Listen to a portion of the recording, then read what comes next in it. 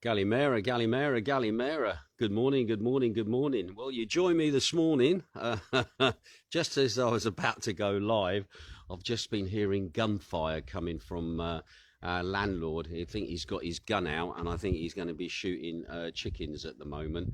That's probably the reason why there isn't many of them about at the moment. But again, that is what life is about. When you run a farm, you keep animals. Some of them, they are for eating. They're not just there to look pretty. So if you do hear the shooting in the background, it is the sound of Yanni getting rid of his chickens. And he's also got a bowl out as well, so he looks like he's doing a bit of gutting as well. Anyway, today's weather, absolutely fantastic. Can you believe it is November still? And the weather today is absolutely glorious. So all you people over in the UK who are sitting in a gloomy, rainy environment, the sun is still shining here in Zakynthos. It's still a great place to be, despite everything that's going on. And it is wonderful. Let's have a quick look down the back, shall we? Look at where the oranges are. Is it me, or do the oranges seem to have got bigger over the last few days? But anyway, really bright sunshine around here, and I can see my glasses are going dark with a photo-reflective element in them. So yeah, there you go. Beautiful sunny day, although if you do hear the odd bit of gunfire, there's a little bit of a cull of the chickens going on.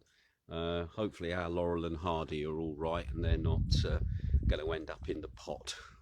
Right? But anyway, I'll keep you posted. Right, let's have a look at the news then. There's been quite a bit going on. Some of the news today is going to be like personal news, but I will give you that information when I get to it. But in the meantime, let me just click the screen round so that you can see me. There you go, there I am. As you see, the glasses have gone a bit dark, and now my screen has gone a bit dark as well. But anyway, people are already turning up. Nice to see you, Ian. Are you both well? Yes, we are both well. Right, let's crack on with the news then. Right, so it's day 19 of the lockdown.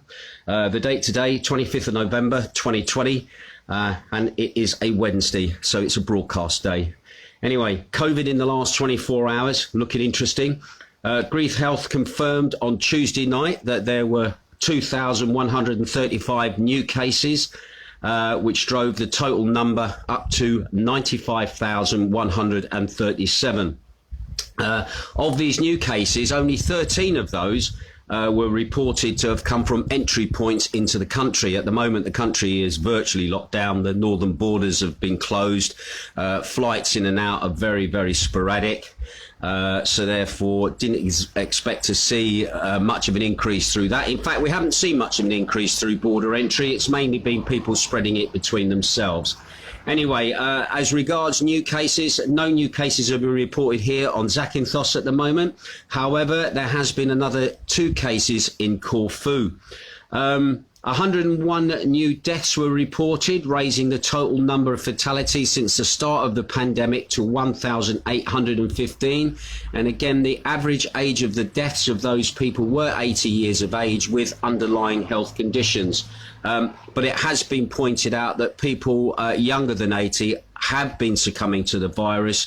Yesterday we reported on a young man in Ceres who passed away. He had been having open heart surgery, and then the 39-year-old DJ from Athens, DJ Decibel, who had also passed away over the weekend. But the numbers mainly are people around about the 80 years of age. Anyway, the total number of incubated patients rose yesterday. The number now stands at 562.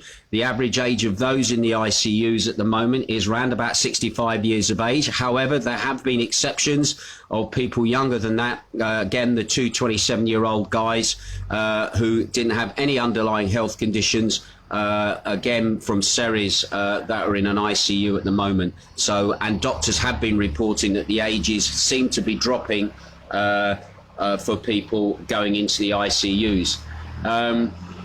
They also want to point out that 490 people have actually been through the ICUs and have left the ICUs over since the pandemic started. Now, when it comes to testing, Greek Health has conducted 2,269,298 PCR tests, and they've also done 166,834 rapid antigen tests since the start of the epidemic here in Greece. Just remember, false positives have been high. Okay, and remember that even if you do test positive, it doesn't necessarily mean that you have the virus. It may have been, you may have had the virus, it's passed through your system, so therefore you have the antigens in your body. However, you're not a threat to anybody else, and you may have had it and been asymptomatic and have just it's gone through your system and you don't realise. So basically people are asking that people are only tested who it is believed actually do have the virus. If you're showing symptoms of it, people are sort of being encouraged to go and get tested. But the more you test, obviously, the more you'll find. And as what can happen, the figures of findings are them pressuring the media to ramp up the scale of the epidemic. Anyway, yesterday, there was a very interesting and detailed interview in the local press here with Dr. Zakynthos Markou. Now, he's the chairman of the infections committee of the Zakynthos Hospital, and he basically did an interview yesterday to talk about how the Zakynthos Hospital is operating and how it's going on. So I'm going to quickly just go through his interview. He started saying that there are no new cases recorded in Zakynthos in recent days, which obviously you probably know about now through me. He said, while for the 5 positives in the last 10 days, he stated that there is not any cause for concern. He said in Zakynthos, he said the situation is good, and from the 4 incidents of the last days, only 2 of them needed medical help and they were hospitalised. He also said the other 2 are now at home and they were asymptomatic and not a cause for concern. Asked about the attitude of those who deny the virus, Mr. Markou noted, I do not think there are people who claim that the virus does not exist. We doctors continue to give the same instructions and advice for the duration of this period, that we should strictly follow the health protocols as they are provided for the protection measures against the possibility of infection, the spread of the coronavirus. What we say applies regardless of the number of cases. So he's basically just saying, just wants people to do what they're supposed to be doing in regards to the measures that are in place. He then further said that the doctor is the first to come into contact due to his work from a possible suspicious case and the confirmed case. I'm sorry to hear critical comments about doctors, but that is another matter. He said, but be aware that the first to be upset about a course of the patient's health when the patient is not doing well is the doctor himself. I say that because not everything is a trade. The doctor's relationship with a patient is a sacred and cannot be disputed. Now, regarding instructions from the health ministry and the possibility of receiving cases from other prefectures, Mr. Markou said, I do not know if there is a document from the ministry to be ready to transport patients to our island. I know that we have been asked to draw up a plan B in case the needs of patients' health coverage require us to make extensions to the existing corona clinic or other areas to offer assistance to additional people than we have foreseen so far. So basically what he's saying is that he's not heard of any patients imminently arriving here, but he says they are ready. A plan B has been put in place, so if they have to accept people from outside of the island, then obviously they're in a position to do so. And that has been happening in other locations across Greece. He said, this is where we have a certain Pacific. He then goes on to describe the Corona Clinic. He says, referring to the current situation at the hospital, Mr. Markou said that the Corona Clinic has been created. It has 11 plus 2 beds and 4 ICU beds here on the island that are exclusively for the use of patients confirmed with coronavirus, and no one else can be treated in that location. He also said the location of the Corona Clinic, as they're calling it, is downstairs in the hospital. It has its own entrance through the hospital, so that means they have very little contact with anybody else in the hospital area. He said there's little personnel on the first floor in the intensive care unit, so depending on the condition of the corona patient, they can be transported there and kept in complete isolation. He said for the rest of Greece, Mr. Markou said that the existing picture is worrying. He said, I'm sure it will take an extra week of lockdown because it takes 2 days to look at the statistics and make a decision about what to do next. The first 2 weeks of the lockdown will pass, then another week, and then another 14 days will pass to see where it will go. He said, we started with 3,000 samples all over Greece. We will see if they decreased, and then it will be judged whether the lockdown should continue.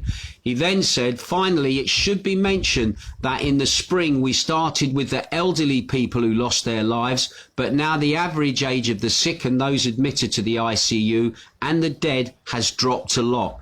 Anyway, that's the local doctor here at the hospital who's given that. Now, interestingly, while Mr. Markou was giving that interview to Hermes, a government spokesman, Stelios Petas, who's getting a bit of a name for himself here in Greece, yesterday was speaking on Greek television on Ant 1 about the programme to lift lockdown measures.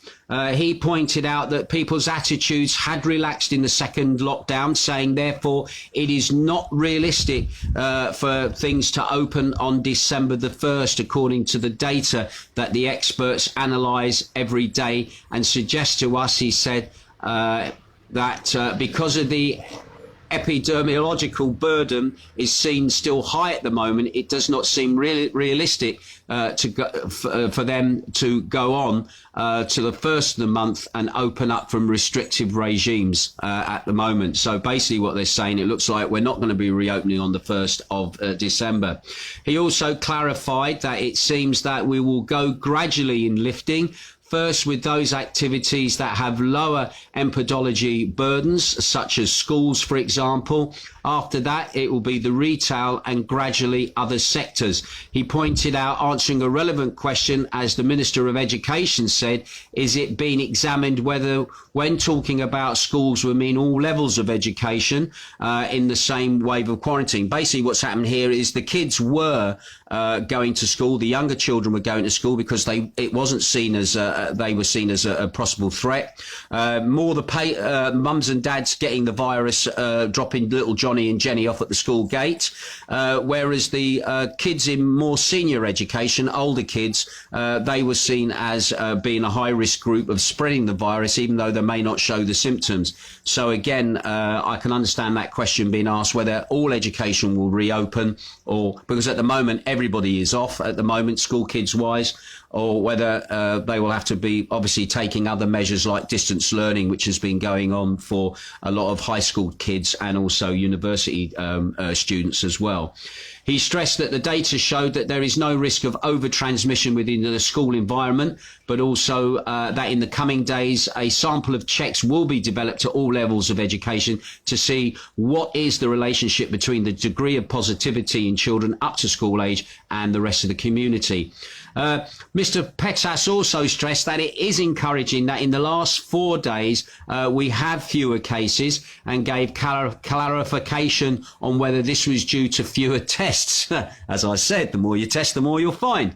He said, we compare one day of the week with the corresponding one from the previous week with the same number of tests. In fact, yesterday we had 810 fewer cases, despite the fact that we had 2,300 more tests. He then added that Tuesday and Wednesdays are really important days. They're obviously the days of the week that they take a lot of notice as to what the infection rate is like. He was also then asked about whether the SMS text system, whether that will be abolished if they reopen. which is highly likely on the 1st of December. He said that the SMS test system will be abolished with the opening of the retail sector. He pointed out that when we return to the status of normality, this regularity will not be the same as the previous one, so there will continue to be some restrictions. Such restrictions that are being considered are to whether we will continue to have the SMS sending, which is a break at everyone's disposal for greater mobility. So basically, probably texting will stay, and mobility will be limited in some way. He also said other measures such as the time limit for traffic ban and others are also being continued as well. He then further reiterated, we're in a state of war and every loss shocks not only the relatives of the missing persons but all of us.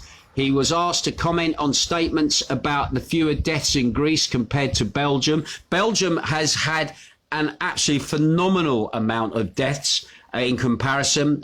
Quick shout out to Bernard Martin Coldwell, one of my Belgian listeners. I was speaking to him yesterday, and they're in a very, very serious lockdown where they are over there at the moment.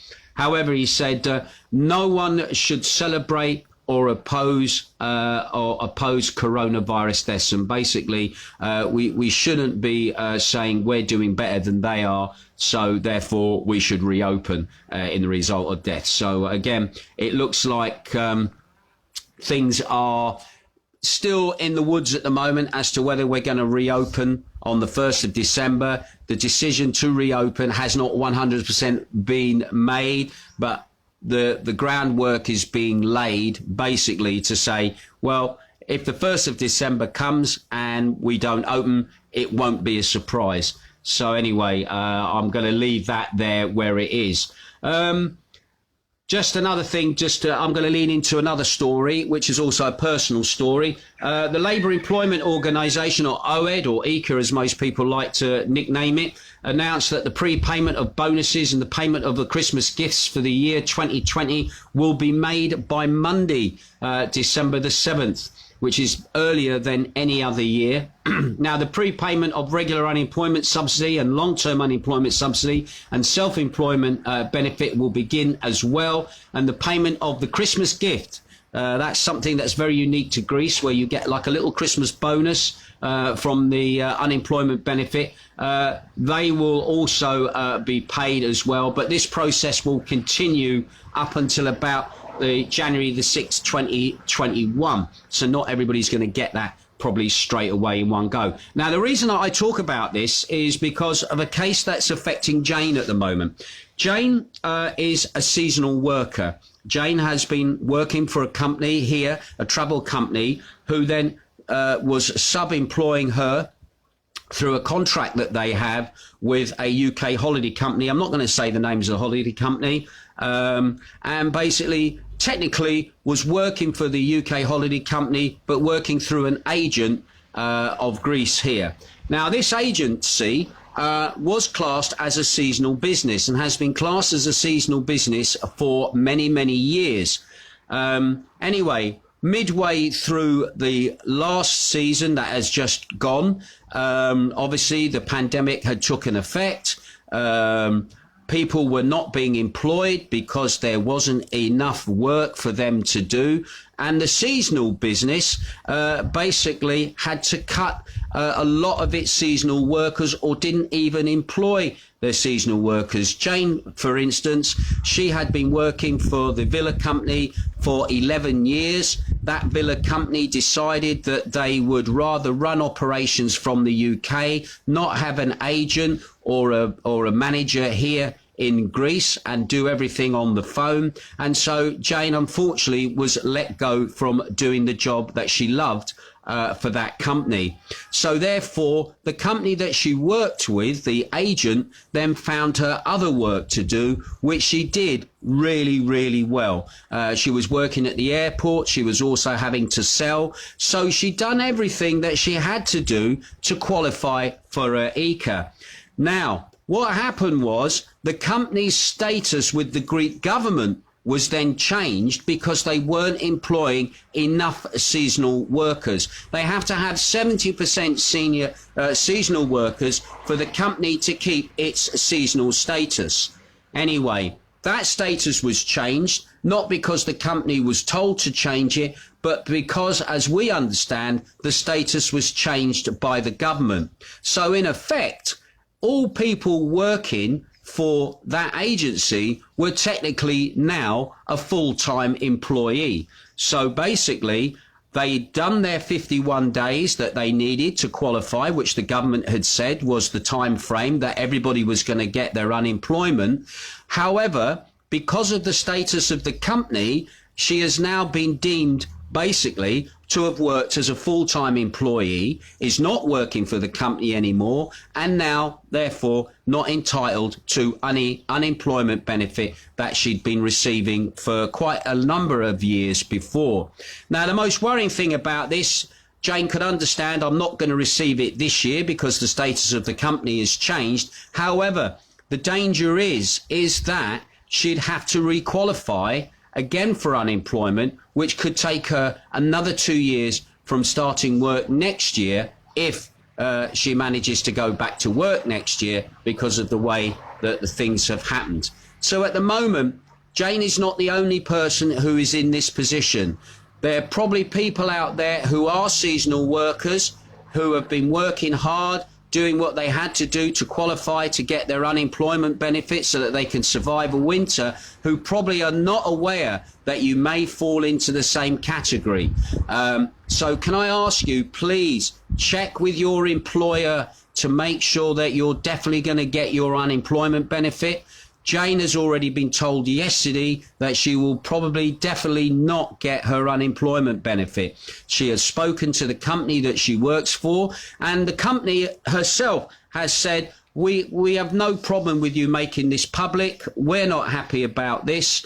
There's nothing we can do about this at the moment, only just make it known. But it's strange that the route that they want taken is you tell your accountant then tells people above. The company itself said that it's trying to do what it can to try and rectify the situation, but it is unfair. There is also another company here on the island. I'm not going to say who they are, but they are greatly affected by this at the moment as well. So please, it's not fair. Jane's worked the time, she's qualified, and the rug is now being pulled out from under her feet because the government then decided it wanted to change the status of a company from seasonal to full-time, and the employees are the ones that are losing out, not the company that is now had its status changed. They're still employing their full-time staff, which they've always had, which isn't many in the winter, but enough to keep it ticking over.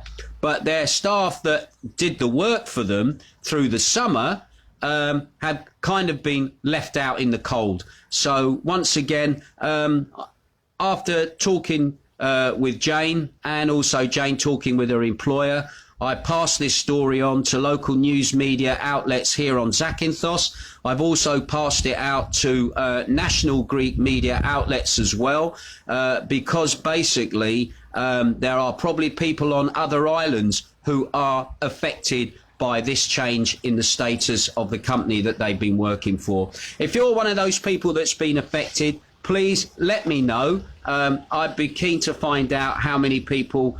You've probably not even realised, probably until after this broadcast, that you may be in that position. But if anybody has any questions, get in touch with us, either myself or with Jane, and also talk to your accountant. Also talk to OAED as well, because it was OAED that told Jane yesterday that she wasn't going to get it. And I'm just praying that there's enough people across Greece who are all in the same position, who are going to be vocal about this and say, look, this is not fair. Why are we not getting our unemployment? We rely on this. We've done the work as long as we could. In fact, some people were better off staying on unemployment before the season even started than going back to work and then working technically for less money, but actually getting some money, whereas now they're getting nothing. during the lull between the season. But anyway, I'll leave that. If you want to make any comments on that, please pop them down in the area below. Now, have I got some happy news for you? Yes, I do have some happy news. Basically, the Association for Protection of Welfare and Wildlife Anima put out yesterday that the flamingo that had been seen up in Ali Kanaz has been rescued. The flamingo was then transported over to Athens, where he's been having treatment. I was looking at the pictures yesterday, bless him. He's a lucky flamingo, all right. He'd basically injured his leg. He had rope tied round his leg. I think he'd probably got caught in like a fishing line or something like that. It done some damage to his leg, but anyway, they managed to get hold of him. And I was looking at the pictures of him at the Animal Sanctuary, which is up in Athens. They sent him on the bus, believe it or not, bless him, which is not uncommon. They do that with the turtles when they're actually rescued. They send them on the bus. They don't get a seat. They're underneath the underneath in the dark, underneath the vehicle. So they sent him up over to Athens, and he's over there now, and he's doing well. And the story is, as soon as he's fit enough and well enough, they will then release him so that he can catch up with his flock wherever they've flown to. Maybe they're flying to Cyprus, to Flamingo Lake in Cyprus, I don't know, to be reunited with his clan. But anyway, some good news. And also, could I say a quick thank you to, what's her name? Nicole Claddy. Nicole Claddy, thank you for that story. Very, very enlightening story, and give us all a bit of a smile. Right, let's have a quick look, see who's tuning in at the moment. Ian Booth, I've already said. Hello, Ian. How you doing, mate? Are you both well? Yes, we're both well, except for the news yesterday from the OAED. Gail Marsden is watching as well. Samuel Curtis is watching. Morning, Sam. He says, morning, Ginge. Watching from bed this morning. Bless you. I'm going to upload your birthday show tomorrow, fella. Okay, so stand by to have your little party on Friday at your flat. And hopefully all your friends will tune in and have a listen as well online through the Wonder Remix Cloud. All right, I look forward to that. Mark Stewart, I'm just trying to scroll up here, is watching as well. Nice to have you tuning in, Mark Stewart. Hilary Rogers is watching in as well. Steve Hodgson from Concert up there in County Durham is tuning in as well. Nice to have you tuning in, fella. Tommy Winston Burns, old Tommy Burns, ex-Rap Reg buddy, tuning in. How you doing, fella? Nice to have you tuning in as well. Sharon Wheeler says, morning, Colin. Morning, Sharon. Hope you and Jane are well. Yes, we are well. Thank you. Graham Bint says, what size is that scooter? Well, it's only a 125. I was going to buy the 300cc version. How unfortunately it didn't come in those colours, which I love, and also they wanted another €2,000 on top of the price for it, which I wasn't prepared to pay, because I only need it for going around the island. I'm not going very far on it, and I just love it. It's a fantastic bike, and yeah, that's it. It's only a 125, but it looks bigger, doesn't it? Anyway, cheers for that, Graham, for that interest. Graham Vint is watching, obviously. Andrew the Fidge Watkins is watching from over there in Wales. What's the weather like in Wales today? Have you got the sun today, or is the sun back with us? That is the question. It's like a game of tennis. Susie Angus is watching. Gary Eden is watching. Raff Red Buddy, nice to have you tuning in.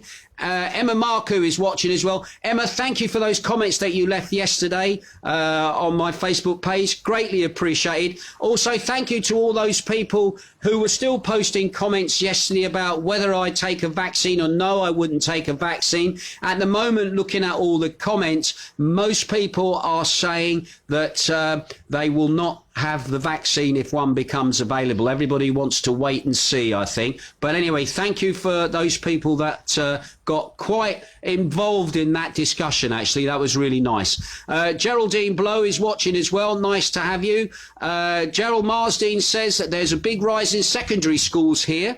There has been 8 cases in less than 1 week at my daughter's school. Thank you for that, Gail. Not sure what's happening here at the moment. The kids are not at school here at the moment. They're all in lockdown. So at the moment, yeah, it'll be interesting to see what does happen in regards infection rates within schools, because I think that'll be one of the factors about whether the lockdown is going to be lifted after the 1st of December. But I think a lot of people, and even including the doctor at the Zakynthos Hospital here, is saying, I don't think it's going to happen for maybe another week after the 1st. So we're looking at maybe the 7th of December. As long as we can get out for my birthday on the 13th, I don't give a toss, to be quite honest. I want to have a birthday meal somewhere in a restaurant or whatever, or even a takeaway somewhere, whatever. So we'll wait and see. But thank you for that, Gail, as well. Barry Leatherdale is watching. Also, Barry was sent me the information about the flamingo. Thank you for that, Barry.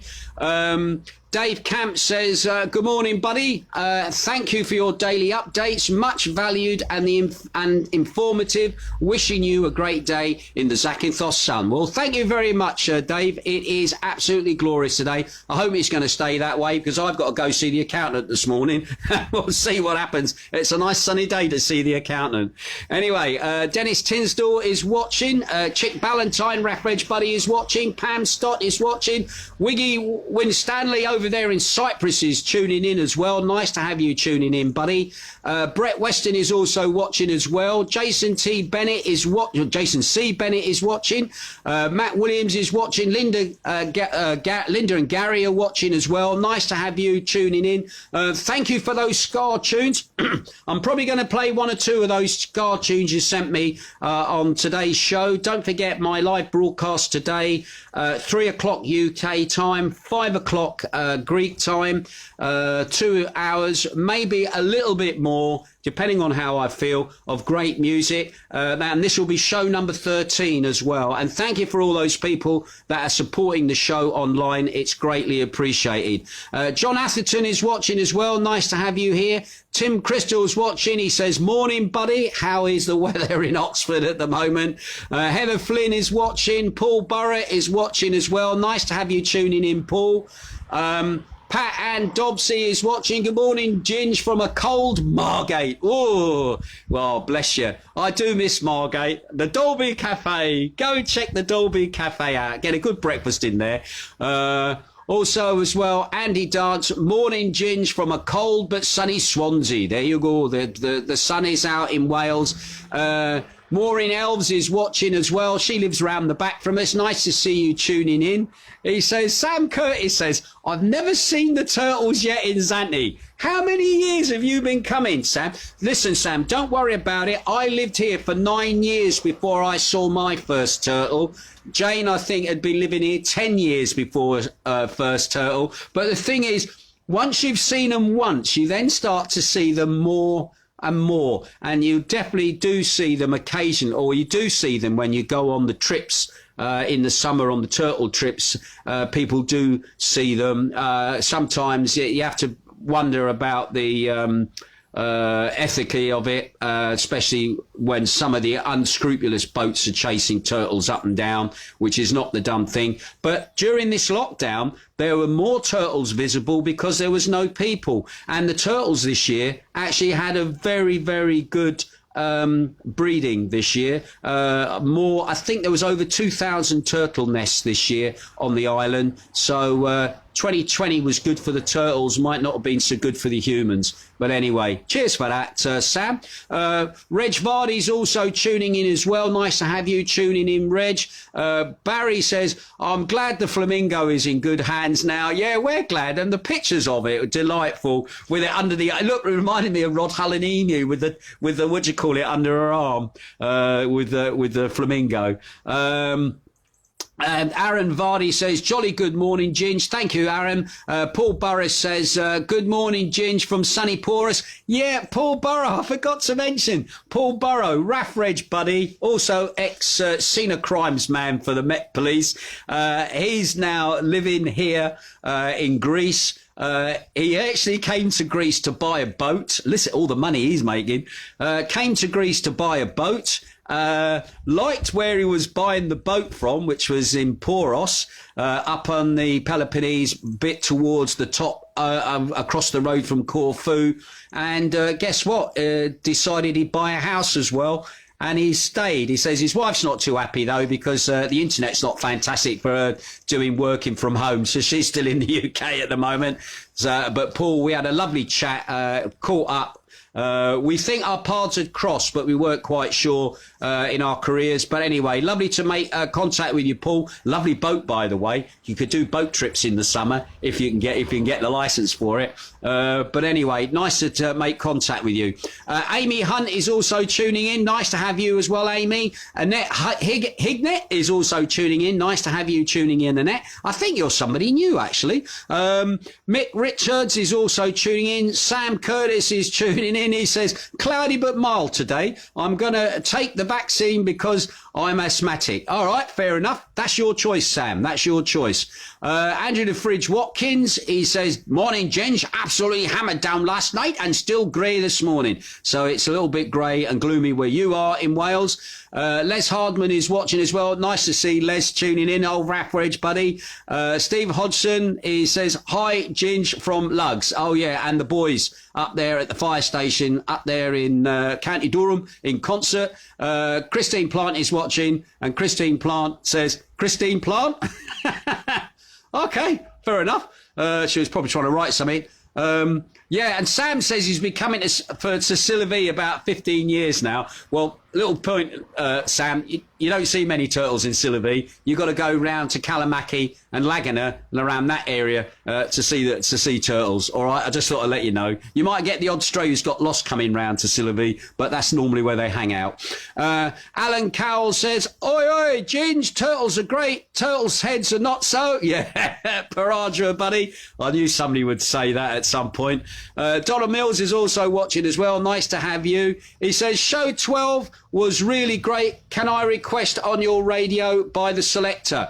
By all, yes, I shall write that in my book. Selector, tune, tune, tune. I shall chuck that in my show, all right? No problems with that. Right, that's it from me. As I've said, I've got to go visit the accountant this morning. I've got a few things to check.